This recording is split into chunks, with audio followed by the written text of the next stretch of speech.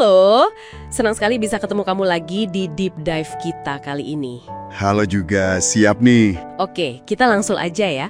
Hari ini kita mau bedah sesuatu yang cukup fundamental rasanya. Ini dari serangkaian catatan renungan pribadi, pagi, siang, malam yang kamu sempat bagikan. Iya, yang itu ya. Betul. Konsepnya tentang jaminan yang diketahui. Inti dari catatan-catatan itu kayaknya fokus banget ke satu ayat kunci ya. 1 Yohanes 5 ayat 13. Iya, itu sentral banget di situ. Yang bunyinya kan semuanya itu kutuliskan kepada kamu supaya kamu tahu bahwa kamu memiliki hidup yang kekal. Nah, kata kuncinya di sini tahu. Bukan sekedar berharap atau ngira-ngira. Betul, penekanannya kuat di situ.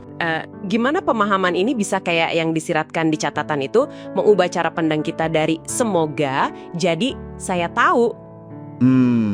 Ada satu kutipan yang ngena banget di situ. Tuhan tidak ingin anak-anaknya hidup dalam keraguan. Wah, ini dalam sih. Iya, penekanan pada kata tahu itu memang jadi jantungnya sumber yang kamu kasih itu. Sumber kita ini kan bentuknya refleksi pribadi yang terstruktur ya, pagi, siang, malam. Jelas banget dirancang buat gali satu tema ini. Sedalam apa sih keyakinan iman kita? Pertanyaan mendasar yang diajukan di catatan itu kalau disarikan ya ini. Kalau detik ini juga ditanya, kamu yakin punya hidup kekal? Jawaban spontanmu apa? Wah, langsung to the point ya. Ya, apakah lebih ke ya, semoga ajalah? Atau jawaban tegas, ya, saya tahu pasti. Gitu. Nah, menurut penulis catatan ini, jawaban spontan itu jadi semacam indikator gitu level jaminan kita. Oke. Tapi, nah ini penting, perlu digarisbawahi juga, dan ini ditekankan di sumbermu, jaminan ini dianggap bukan soal kesombongan, bukan merasa lebih suci dari yang lain. Oh, bukan itu ya? Bukan, melainkan sebuah keyakinan yang dasarnya itu benar-benar pada apa yang tertulis, janji Tuhan dalam firman-Nya. Jadi ini soal percaya sama kredibilitas si pemberi janji, bukan pada perasaan kita yang, ya tahu sendirilah, naik turun. Menarik banget pembedaan antara berharap dan tahu sebagai indikator itu. Nah, catatan-catatan ini kan nggak berhenti di 1 Yohanes aja ya. Betul. Disebutkan juga referensi ke 2 Korintus 13 ayat 5. Ujilah dirimu sendiri, selidikilah dirimu. Gimana catatan ini nyambungin perintah untuk menguji diri ini dengan konsep jaminan tadi?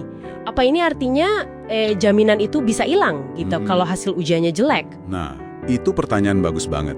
Kalau kita ikuti alur dalam catatan renungan itu tuh ya, perintah ujilah dirimu ini justru bukan buat nakut-nakutin atau bikin ragu.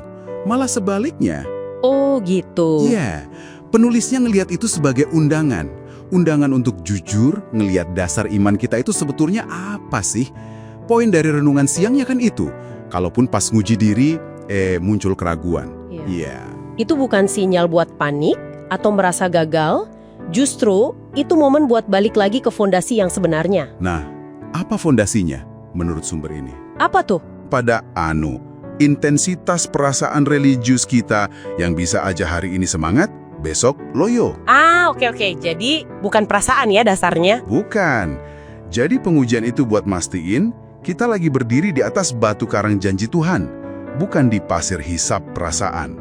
Gitu kira-kira. Oke, jadi pengujian itu lebih untuk kalibrasi ulang ke dasar yang bener ya, bukan buat nilai kita layak atau enggak. Ini penting nih. Betul. Dan disinilah catatan-catatan itu jadi lebih praktis kan ya? Nggak cuma ngomongin konsep teologis yang tinggi gitu, tapi disambungin ke pengalaman harian. Aku ingat ada bagian soal kualitas tidur. Iya. Yang itu. Gimana persisnya catatan itu ngaitin jaminan keselamatan sama tidur malam? Kedengerannya agak jauh gitu, tapi kayaknya ini poin penting buat penulisnya. Betul. Koneksi ke kehidupan sehari-hari ini yang bikin refleksi ini jadi membumi gitu ya. Yang menarik di sini tuh gimana sebuah konsep teologis jaminan kekal dianggap punya dampak langsung ke kondisi psikologis kita, bahkan pas kita istirahat. Ide dari renungan malamnya kan itu menyoroti perbedaan gede antara tidur dengan modal berharap semoga selamat versus tidur dengan saya tahu saya selamat. Penulisnya berpendapat kalau kita tahu status kekal kita itu udah pasti dan aman di dalam Kristus. Berdasarkan janji firman ya, bukan perbuatan. Nah itu dia, berdasarkan janji firman, bukan usaha kita. Itu katanya ngasih jenis istirahat yang beda banget, istirahat yang lebih dalam, yang bebas dari kecemasan laten soal penghakiman nanti gimana, nasib akhir gimana. Bebas dari was-was gitu ya? Iya, metafora yang dipakai di catatan itu cakep sih. Jaminan yang diketahui ini kayak bantal terempuk bagi jiwa kita di malam hari. Ini bukan cuma soal tidur fisik, tapi ketenangan jiwa yang mendalam. Bantal terempuk bagi jiwa, dalam banget itu. Jadi kalau kita coba tarik benang merahnya nih dari catatan pagi, siang, malam ini. Intinya tuh ada dorongan kuat ya, untuk bergerak. Bergerak dari wilayah abu-abu semoga atau nggak pasti ke sebuah tempat kepastian iman. Posisi aku tahu soal keselamatan pribadi kita. Iya, pergeseran itu penting kayaknya.